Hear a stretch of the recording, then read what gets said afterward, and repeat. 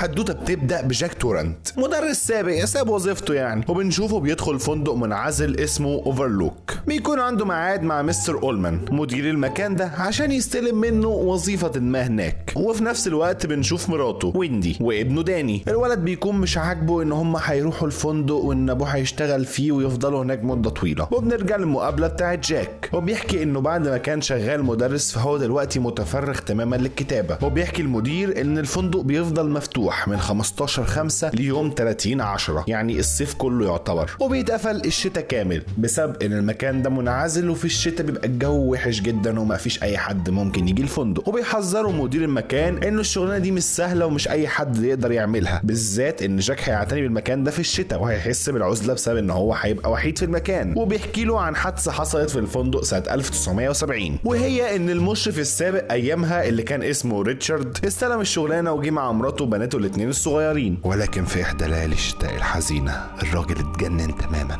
ومسك الفاس وقتل مراته وبناته الاثنين وبعد كده انتحر. وفسروا الموضوع ده بان هو اتجنن بسبب الانعزال اللي هو كان فيه. ولكن جاك بيقول له ان هو الدنيا تمام وهتكون زي الفل، هو ما عندوش مانع ان هو يشتغل الشغلانه دي. وبيتصل بمراته بيقول لها ان هو اتقبل في الوظيفه، وبيكون ابنه بيكلم صديق خيالي كده ليه اسمه توني. واثناء ما داني اللي هو ابن الراجل بيكلم صديقه الخيالي ده شاف رؤيه غريبه جدا فيها بنتين كده، وبعد كده اغمى عليه، وامه جابت له دكتوره وفضل يكلمها عن صديقه توني ان هو ما عندهوش اي حاجه جسديه. وبعدين بيروح على الفندق وبيبداوا يتعرفوا على المكان. وفي اثناء ما داني بيلعب شاف البنتين اللي شافهم في الرؤيه. وبيحكي واحد من اللي شغالين في المكان ده ان الفندق ده اتبنى على مقابر الهنود الحمر، والطباخ بيوري الزوجه والولد المطبخ. وفي اثناء الكلام الطباخ بينادي داني باسم دوك، والاسم ده اللي ابوه وامه بيدلعوا بيه، والمفروض ان الطباخ ما يعرفوش، فبتستغرب الام ولكن الطباخ بيعدي الموضوع بذكاء. وبعدين بيحصل حوار ما بين داني والطباخ، وبيحكي له انه هو صغير كان بيقدر يتكلم مع جدته من غير ما يفتحوا بقهم، واللي هو تخاطر، وجدته سمت الصفه دي بالشاينينج او اللمعان او البريق. وبيعرف داني ان هو عنده الموهبه دي وان هو يقدر يشوف حاجات من الماضي او المستقبل. ووضح له ان زي ما في اشخاص بيبقى عندهم القدره دي، فبيبقى في اماكن عندها نفس القدره دي زي الفندق اللي هم فيه. وبيقول داني للطباخ ان توني قال له ان هو ما يحكيش عن ان هو بيعرف يعمل التخاطر ده، وتوني ده اللي هو صاحبه الخيالي. والطباخ حذره من ان هو يروح الاوضه رقم 237. وتاني يوم بعد ما العيله بتستلم الفندق كان طبيعي جدا ومفيش اي حاجه، وفضلت ايامهم طبيعيه لفتره. وفي اثناء ما جاك كان قاعد بيكتب كالعاده بتدخل عليه مراته بتكلمه، فبيتعصب عليها علشان دخلت عليه وهو بيكتب وبيقعد يزعق فيها عشان هي قطعت حبل افكاره. وهنا بدات تحصل احداث غير عاديه تماما. داني هو بيلعب بيشوف البنتين ويفضل يشوفهم وبيلاقيهم مقتولين، وبيشوف داني الغرفه اللي الطباخ حذره منها. وفي نفس الوقت بيكون جاك نايم وبيقعد يصرخ، وده بسبب ان بيجيله كابوس، وبيشوف ان هو بيقتل مراته وابنه. وفي نفس الوقت بيدخل داني وبيكون عليه علامات كانه مضروب، فبتفتكر مراته ان جاك هو اللي عمل كده، خصوصا ان هو ضرب ابنه قبل كده كتير جدا. وبعدين بيروح جاك للبار اللي جوه الفندق، وبيقعد وبيلاقي النادل بتاع البار بيبص له وبيتكلم معاه، وهو ناسي اصلا ان المفروض ان هم لوحدهم في الفندق وان مفيش حد غيرهم. وبنشوف ان هو بقى متوتر جدا وبيتكلم بطريقه مش متزنه تماما. وبتدخل مراته وهي بتجري وبتقول له ان في واحده في الفندق معاهم وحاولت تخنق داني، وان هي كانت السبب في العلامات اللي على رقبه داني. ولكن جاك رد فعله بتكون هو انت اتجننتي، وبتقعد تشرح له الموضوع. فبيسالها طب ده حصل في انهي غرفه، فبتقول له ان ده حصل في الغرفه 237. فبيروح جاك هناك وبيشوف واحده ست جميله جدا وصلت ملط كده، وفجاه الست دي بتتحول لعجوز وبتهجم عليه وبيهرب. ولكن غريب ان هو ما حكاش اي حاجه حصلت له ونكر ان هو شاف اي حاجه اصلا. وفي نفس الوقت ده بيحصل تخاطر ما بين الطباخ وداني، وبيفهم الطباخ ان هم في مصيبه. وبيرجع جاك للبار بتاع الفندق ولكن بيكون مليان ناس. وفجاه وجاك بيتعامل عادي برضه، النادل بيوقع المشروب على واحد فبيحاول ينضف له هدومه، وجاك بيسال النادل اسمك ايه، فبيقول له ان هو اسمه ألبرت، واللي هو المفروض يبقى المشرف اللي قتل عيلته سنة 1970. وبيدور ما بينهم حوار. ألبرت بيقول له انه عمره ما كان مشرف ولا قتل اسرته، وان اللي عمل كده ده يبقى انت. وبيقول له ابنك عنده موهبة عجيبة جدا، وبيساعده واحد اسمر، وهو طبعا بيقصد الطباخ. وفي نفس الوقت اللي بتحصل فيه حالة غريبة جدا لداني، وبيقعد يكرر كلمة غريبة في اوضته واللي هي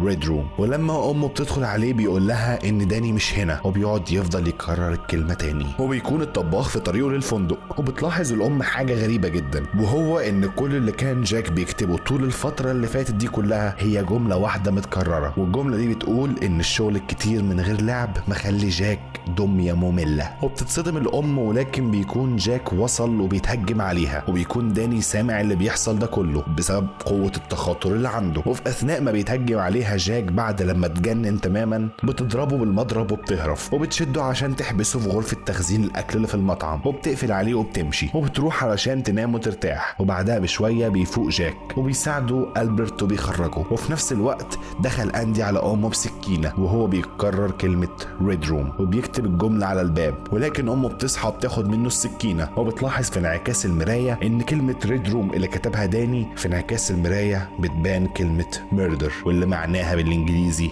قتل. وفي أثناء ما كل ده بيحصل جاك بيكسر الباب باستخدام الفاس، فبتهرب الأم بابنها عن طريق إنها بتقفل باب الحمام عليهم، وبتهرب عن طريق الشباك الحمام داني، ولكن مش بتعرف تطلع بسبب ان الشباك حجمه صغير. وبيبدأ جاك في تكسير الباب والام جوه ومش عارفة تعمل ايه غير انها معاها سكينة، وبيبتدي يكسر في الباب يكسر في الباب يكسر في الباب، وبيكسر حته من الباب ويدخل دماغه ويقول لها هير جاني، ولكن الام بتجرحه بالسكينه. وبيكون الطباخ وصل الفندق، ولما بيدخل بيقتله جاك. يا عم انت جيت تعمل ايه يا عم؟ اتنين اقعد على جنب. وهنا جت فرصه لمراته انها تهرب، ولكنها بدات تشوف حاجات عجيبه ومرعبه جدا ملهاش اي تفسير. وطلع جاك وهو بيحاول يلحق ابنه اندي ويقتله، ولكنهم بيتوهوا في متاهه بره الفندق، واندي وامه بيعرفوا ان هم يهربوا عن طريق العربيه بتاعه التلج. وفضل جاك يقول كلام غير مفهوم تماما، وبنشوف تاني يوم ان هو مات وجثته اتجمدت. وفي اخر مشهد بنشوف صورة فيها ناس كتير منهم جاك، ولكن عجيب ان الصورة دي بيبقى تاريخها سنة 1921. وبس كده، توتة توتة خلص حدوتة. وما تنساش تعمل سبسكرايب لايك كومنت شير، وتعمل لي فولو على الانستجرام. ما تنساش تعمل فولو لاحمد اسامة عشان هو اللي كاتب السكريبت ده. وما تنساش تعمل فولو لكريم اسامة عشان هو اللي منتج الفيديو ده. وبالنسبة للناس اللي كان نفسها في ميت اب، فانا هكون مدعو لمعرض وايت روز في اسكندرية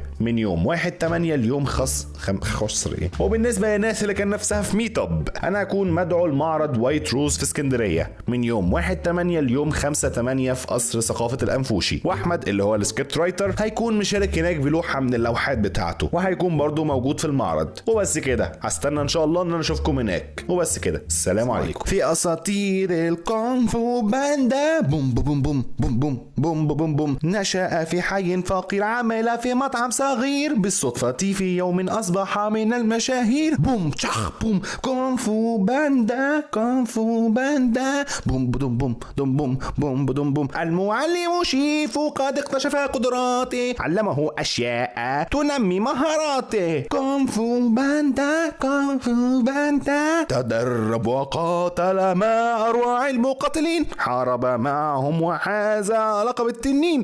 بوم تشخ كونغ فو